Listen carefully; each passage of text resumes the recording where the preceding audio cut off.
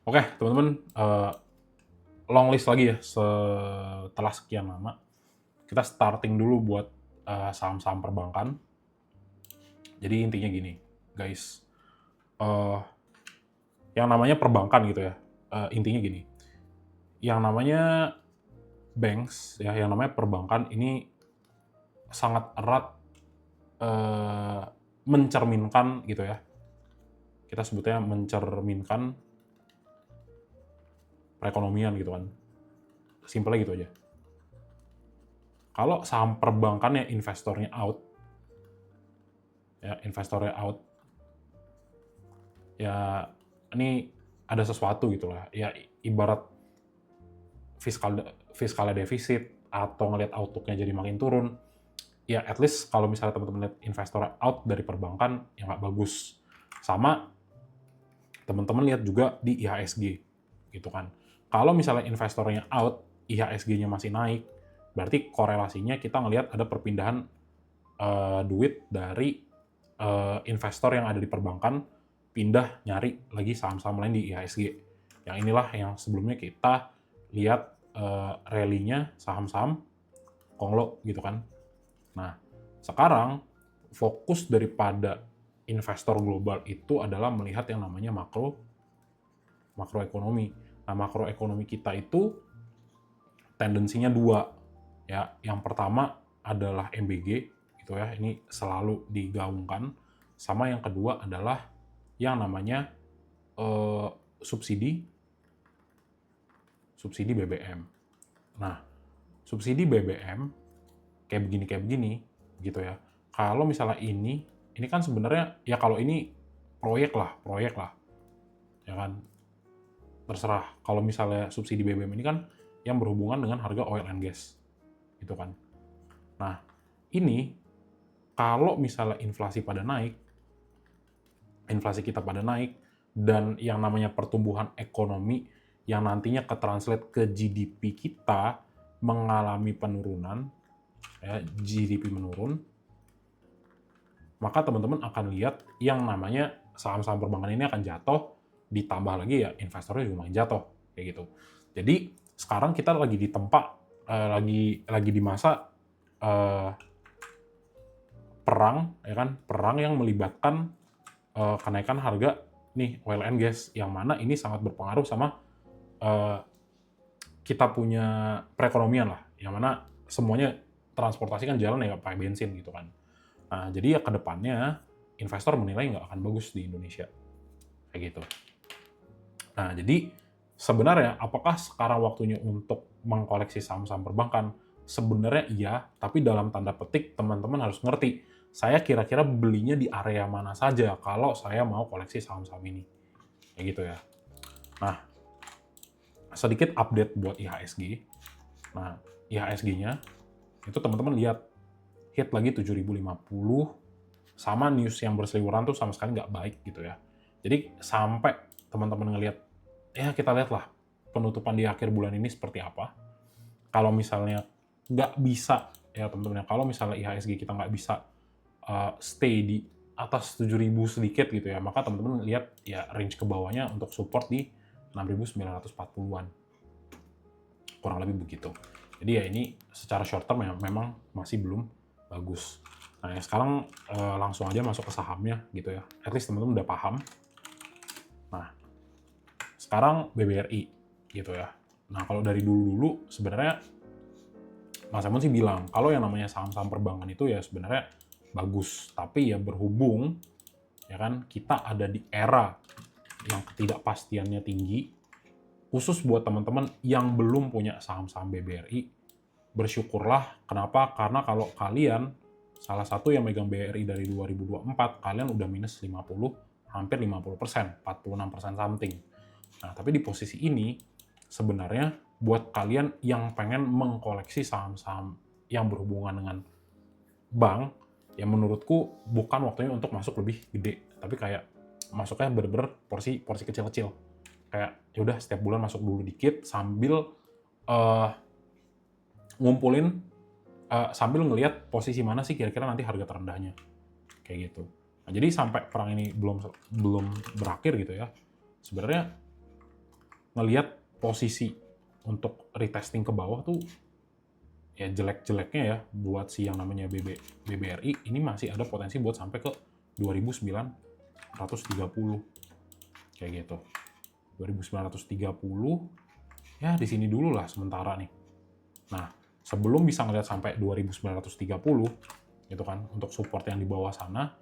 Nah, dengan teman-teman ngelihat posisi daripada si BRI ini kayaknya juga nggak bisa hold di 3400, maka next supportnya ke 3300 ya atau 3290. Nah, makanya karena kita tahu yang namanya posisi daripada si BBRI ini masih downtrend, saran Mas Emon ya pantau-pantau dulu nih teman-teman ya. Terlepas dari dividennya ya menurutku kalau kalian benar-benar nggak into ke BBRI untuk jangka panjang ya jangan terlalu dikejar. Terus kalau misalnya kalian lihat lagi, ini fokus utama lihatnya.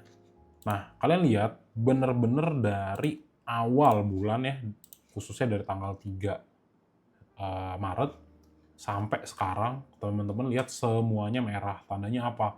Ini investor asingnya keluar semua, capital outflow. Meskipun ya pastinya tetap ada yang beli, tapi majority dari transaksi harian itu mencerminkan bahwa yang namanya saham BRI ini outflow semua nih asingnya buang semua gitu kan.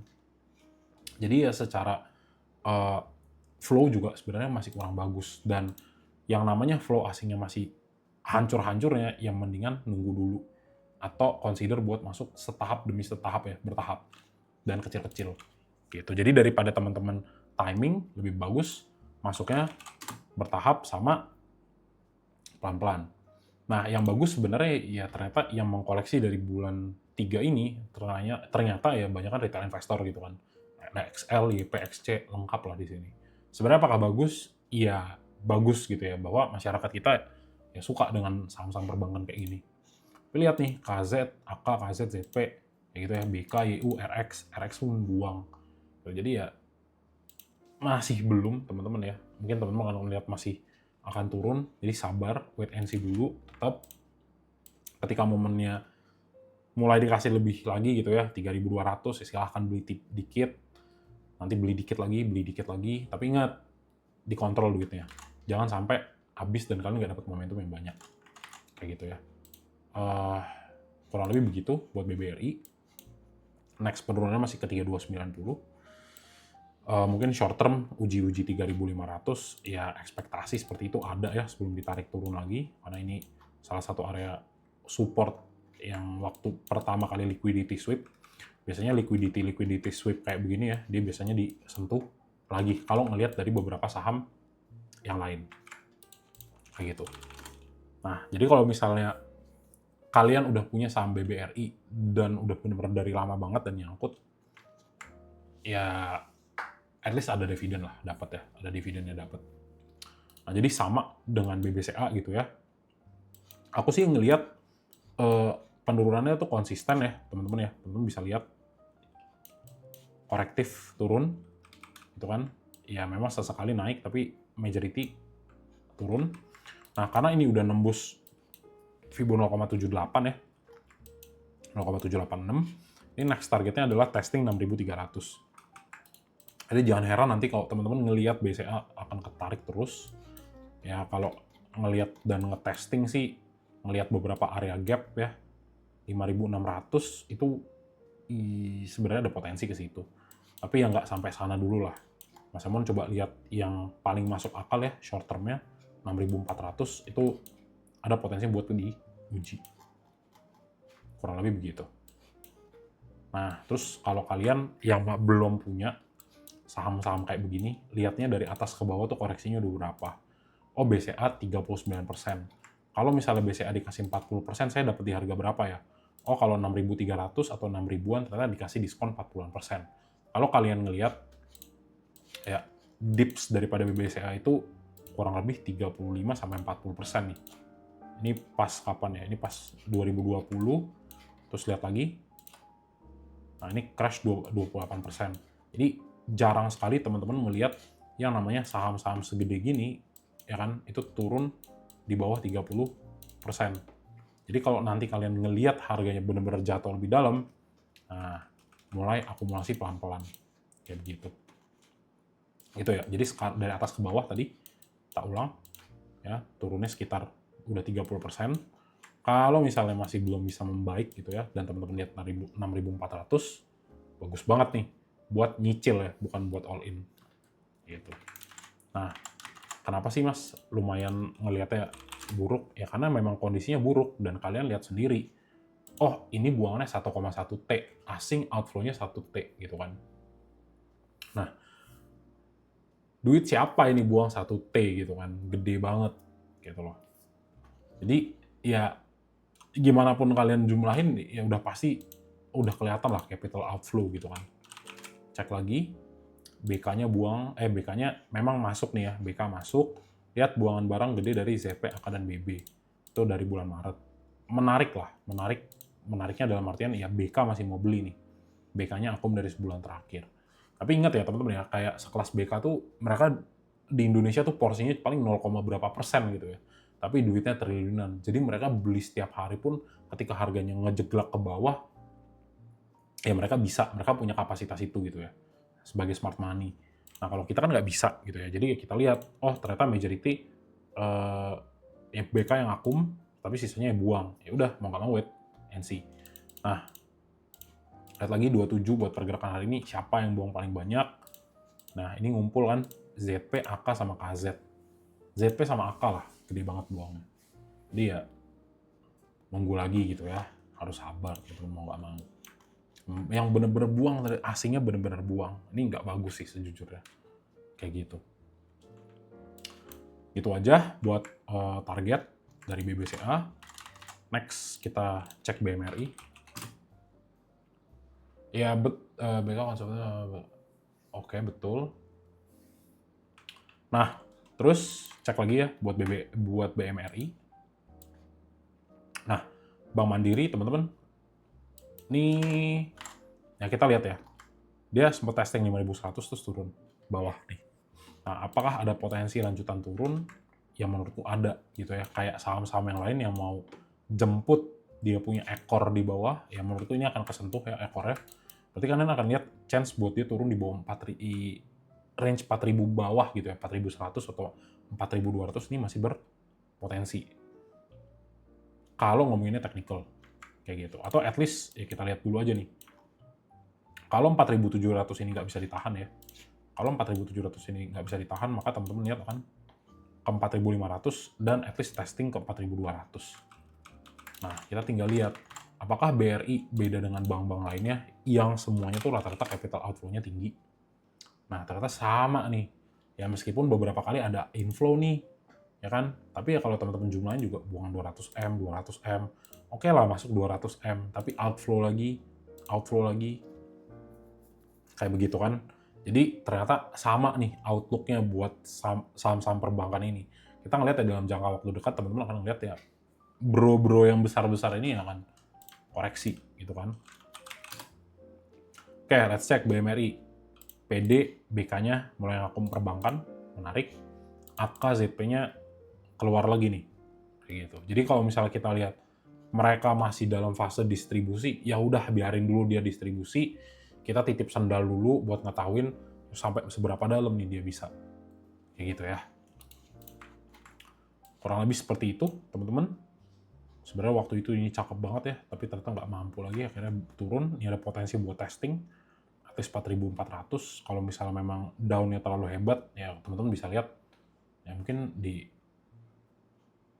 April lah ya, April minggu 1, ya bisa aja nih 4.400 gitu. Ya bad scenario-nya ya 4.000-an lah. Gitu. Ini buat BMRI ya, kalau based on technical. Selama capital outflow-nya belum masuk. Tapi kalau misalnya di minggu-minggu kedua atau minggu ketiga April, ya minggu ketiga, minggu keempat April, teman-teman udah ngeliat capital outflow dan situasinya udah mulai oke, ya maka kalian akan lihat kurang lebih bottoming-nya akan di situ gitu ya. Jadi kayak harganya nggak naik tapi mulai akum. Harga nggak naik nih, tapi mulai akum aja. Nah itu yang bagus, itu yang mau kita cari. Terus next BBNI.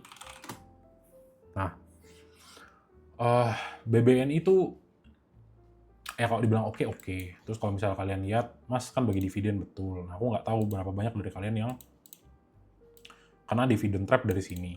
sebenarnya buat teman-teman yang nggak punya saham di BBNI, ketahuilah bahwa nantinya yang namanya gap yang terbuka ini akan nantinya ditutup. Nah, kalau nanti ditutup, jadi kalian udah tahu kalau nanti saya dapat di 3.760, saya punya capital gain sekitar 16% di BBNI tanpa saya harus takut untuk masalah dividend trap. Gitu ya. So, ini yang saya mau tandain area 3.700 sampai 3.900, ya aku melihat ini sebagai area demand yang kuat lah sebelum yang namanya BBNI rally dulu. Waktu kapan nih? Oktober 2025. Nah, karena ini dekat, teman-teman ngelihat nih, sedikit lagi bisa kena ke 3.760. Nah, kalau dari weekly, ya aku ngelihat beberapa area support yang gede ada di 3.060 sampai 3.300. Jadi kalian ngelihat ekspektasi agak lebih dalam ya ke 3.300 buat BBNI itu cukup possible. Nah, BBRI ternyata, nah ini nih, BBNI lihat beberapa kali kalau tankingnya ini juga dalam ya, bisa 60-an persen. Nih, ini waktu kapan nih? April 2019 sampai 2020. Sejujurnya nggak terlalu begitu suka dengan BBNI karena nggak bisa stabil naik gitu ya, dibandingkan dengan teman-teman yang lain. Tapi nanti ketika teman-teman lihat 3760-nya jebol, maka next support quote-nya di 3620 dan 3310. Nah, kita lihat dia ada flow nggak di sini buat BBNI. Sama, surprise ya kan. Jadi agak akan sulit buat teman-teman buat yang mau koleksi. Tapi kalau menurutku selama kalian belum melihat adanya tumpukan asing masuk lagi, ya kecenderungannya net sell, ya lebih baik tunggu dulu. Gitu ya. Lebih baik tunggu dulu, karena ini nggak tahu duit siapa ya ratusan M kayak gini. Kita yang retail unyu mah follow the trend aja teman-teman ya. Gitu. Jadi kalau selama masih dia downtrend, belum kasih signifikan kecenderungan buat recovery, ya menurutku ditahan dulu. Oke, BBNI. Sih, yang buang lebih gede, YU, BB, SQ. Lihat yang makanin kecil-kecil nih. 43, 35, 33. Tandanya apa? Tandanya buangan daripada YU yang gede ini ke distribusi nih. Makanya jumlahnya mirip-mirip kan. Ini nggak terlalu bagus. Gitu ya. So, wait and see, teman-teman. Kayak gitu. Ya lumayan lah, kalau udah kasih 3.000 kan. 3.000 lumayan banget. Itu ya. Oke, so itu buat BBNI. Kalau ntar MA juga, ya kurang lebih murah sih jatuhnya ya. Next, BRIS ya. Nah, BRIS, ini juga kita nggak boleh lupa struktur daripada harga daripada BRIS gitu kan. Kenapa? Ya overall trennya teman-teman bisa lihat nih. Secara nggak langsung ya dia turun dari berapa nih? Harga pucuknya dia 3.300 sampai sekarang di berapa nih? 2.100. Nah, kita sekarang zoom dikit nih. Nah, ini gapnya nggak ketutup sepenuhnya, terus teman-teman lihat agak strong di 2.100, tapi hati-hati kalau 2.100 ini jatuh, teman-teman ya, teman-teman at least bisa ngelihat yang namanya potensi buat yang namanya BRIS itu lanjut turun itu, ya kurang, coba nih kayaknya salah nih, ya kurang lebih 2060 ya. Nah, next support ya, kalau dia nggak bisa stay di 2.100, teman-teman akan lihat yang namanya BRIS itu turun ke 2060. Jelek-jeleknya kalian akan lihat dia nutup di 1835 lagi. Berhubung ini dia punya sweep, dan di area 1800 itu adalah dia punya previous resistance yang belum diuji. Kayak gitu. Ini baru diuji sekali lah pakai ekor. Kayak gitu ya. Nah, makanya nih, cek lagi. BRIS-nya anomali nggak? Oh, sempat ada masuk dikit, gede ya, 36M. Terus kalau teman-teman lihat lagi, kayak buang, terus tiba-tiba masuk, sekitar hampir 2M. Cek, oke, AK sama BK mulai masuk, MG, BB sama XL jualan. Nah, ini menariknya di sini ya, di hari-hari yang di terakhir-terakhir. cek dari 25, XL, BK. Nah, lihat volume transaksi BRIS itu kan cenderung kecil ya. Jadi mungkin kalian yang trade di sini akan sedikit kesulitan. Kenapa? Karena volumenya kecil. Lihat MG sama ZP buang kalau di 25. Berarti 27 AKBK baru masuk. Nah, AKBK masuk tidak menentukan potensi untuk naik ya secara langsung atau secara cepat. Nah, jadi pantau lagi 2100. Kalau tiba-tiba 1200-nya 2100 itu drop, hati-hati, ada potensi untuk lanjut turun. Gitu buat BRIS. Kita kasih satu area sini ya, di 20 60. Yes, kurang lebih di situ. Karena ini pas banget ya, 2,618.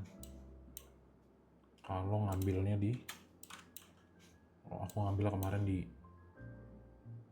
pas banget nih, dari atas ke bawah ya, 2618, pas di 4 ya kali ya. Bentar coba,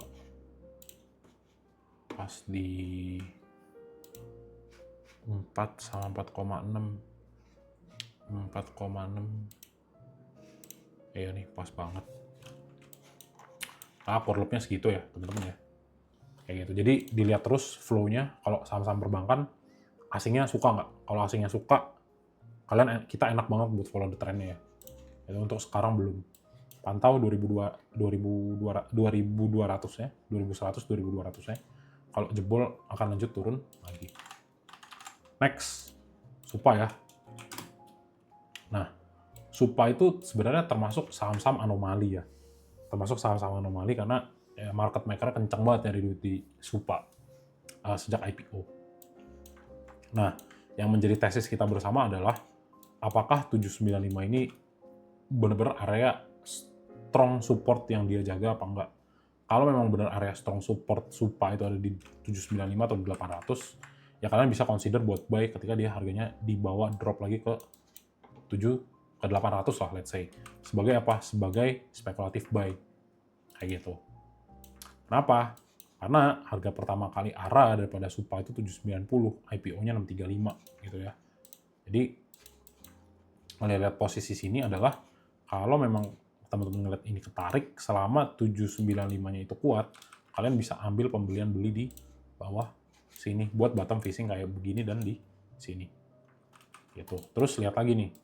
Ini area 860. Kalau misalnya 860-nya jebol, berarti nggak kuat.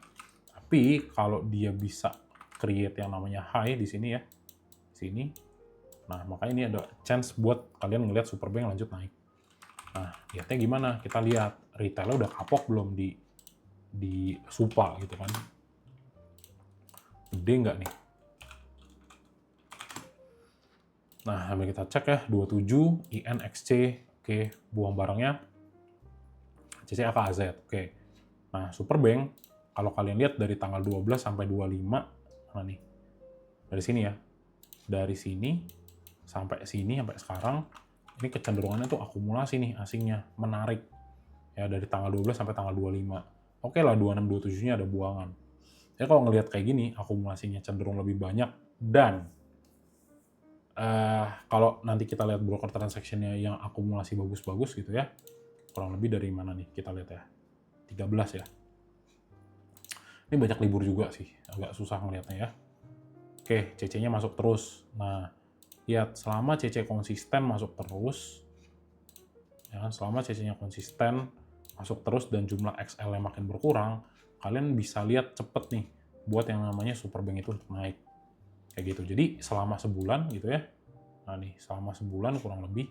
Jadi ketika di sini, ini CC-nya nampung semua nih barang-barangnya. Jadi kalian udah tahu, oh ini yang nampung selama turun di sini CC. Nah sekarang yang perlu kita analisa adalah apa? Apakah sideways posisi di sini itu udah selesai buat CC ngangkat harga barangnya atau udah atau belum? Caranya adalah dengan ngelihat 860. 860-nya ditarik naik, ya bisa jadi memang mau diangkut lagi buat naik. Tapi ketika teman-teman lihat harganya drop di bawah 860, ya lebih baik wait and see dan ngambil di harga yang lebih bagus kayak di 800. Kayak gitu. Next ya, BBYB. Nah, BBYB Oh, salah. Nah, BBIB sebenarnya kalau Mas Emon bilang sih, ya saham bagus, betul ya, saham bagus. Lihat 300% naik dari Maret sampai berapa nih? Maret sampai Desember. Dari sini ke sini turunnya 50-an% something. Iya, ke diskon lah. Bisa kalian catat lah ya. Nah, ini saham udah ke diskon. Lihat lagi posisi BBIB nih. Nih, di sini memang setuju ya create lows, tapi posisi di sini nih reject 308. Kalau ini nggak bisa tembus 308, maka teman-teman akan lihat kecenderungan untuk turun lagi dan ada potensi testing di 276 kayak gitu untuk posisi BBIB gitu ya. Ya kalau udah dibilang murah sih di bawah EMA 200 tuh kita sebenarnya cara gampangnya ya quote unquote udah merah lah secara teknikal gitu kan, karena di bawah rata-rata 200 hari. Tapi baik lagi, ini teknikalnya nggak menarik ya 308 ini. Ini teman-teman akan lihat potensi untuk ketarik lagi. Kalau 308 besoknya nggak bisa tembus ya. Nah, besok Senin maksudnya. Lihat lagi buat si BBYB. Nanti fokusnya ke siapa yang akum, atau BBYB ada yang akum nggak. Nah ini kan BBYB juga sama ya, mulai menurun, akumulasi dari asing. Cek lagi dari 27, mulai sepi nih teman-teman ya. Yang masuk XQ, SQ, ODPD, KTP-nya buang barang. Cek dari sebulannya untuk mastiin siapa yang akum terus. GR sama NI. Nah ini NI-nya ada jualan nih. Mulai jualan gede, yang belum GR. Berarti nanti dilihat. Kalau GR-nya konsisten beli, maka si GR inilah yang lagi ngakumulasi si BBYB. Kayak gitu. Lihatlah KKXC YPXL. Kayak retailnya di kiri semua kalau dari sebulan. Lihat sebulannya itu aku pakai tanggal 2. Berarti posisi retail nyangkut 19%-an. Nah ini sebenarnya kalau lihat demand area belum sih. Ya, ini dilihat lah teman-teman ya. Ini hati-hati. Next membuat kalau dia gagal ya tadi. Nah ini kalian akan lihat mau create yang namanya another lower low gitu. Setelah lows ini dia create lower highs ya kan, sebelum dia tarik turun lagi. Ya, memang momentum naik, tapi kalau misalnya nanti flow-nya nggak cukup, ya kalian akan lihat makin jebol. Nah area paling bagus buat beli ngambil di 250. Setelah kalian lihat ya kan 60-an% turun. Tapi ya beli di harga 250 ini juga nantinya bukan serta-merta teman-teman all in gitu ya. Tapi ya masuk sekian percentage lah dari kalian punya modal, supaya kalau misalnya nanti harganya cenderung turun lagi ya kalian bisa masuk. Kayak begitu. Tapi tetap nih lihat 250, wah ternyata kondisi perangnya belum kelar. Ya udah tunggu dulu lagi aja. Nggak tahu kenapa ya 153 tiba-tiba terbang jadi 600. Insane. Gitu. Oke. Terakhir Arto. IDX Arto. Kalau Arto ini gap ketutup. Nah, nih. Ini juga harus diperhatikan nih. Ini kan dari langsung dia reject kan 1500, reject tarik ke bawah, terus dia create sedikit high di sini. Nah ini lihatlah, kalau memang nggak bisa nahan di sini ya, kalau memang nggak bisa nahan di 1350, maka teman-teman akan lihat bro ini potensi untuk lanjut turun 1315 dulu dah testing. Lihat lagi foreign flow-nya teman-teman. Arto, nah ini malah makin tipis ya, ratusan juta, kurang bagus. Lihat Arto LG XL. Nah, ini juga volume buy-nya kecil banget ya.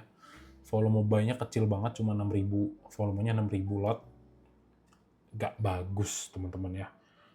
Value daripada transaksinya cuma 800 juta, sahamnya sangat-sangat sepi. Ya kan, XL, KZ, ya kan, XL lagi. Sebulannya kecil. Lihat ZPR, XLK-nya buang, jadi hati-hati. Ya kan,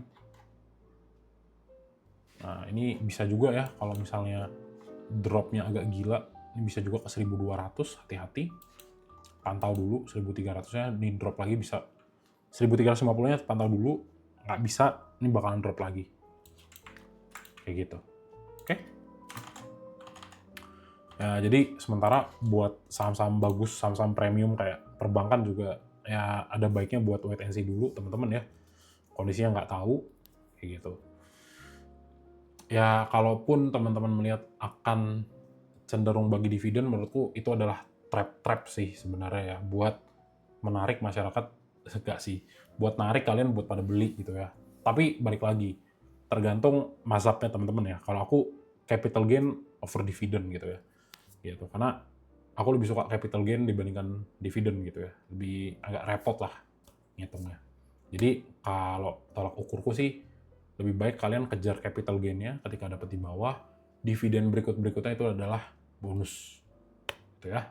Kecuali emang kalian duitnya gede dan emang mau cari cash flow daripada nggak ada apa-apa ya silahkan masuk saham-saham perbankan dengan dia punya dividen gede. Oke? Itu aja teman-teman.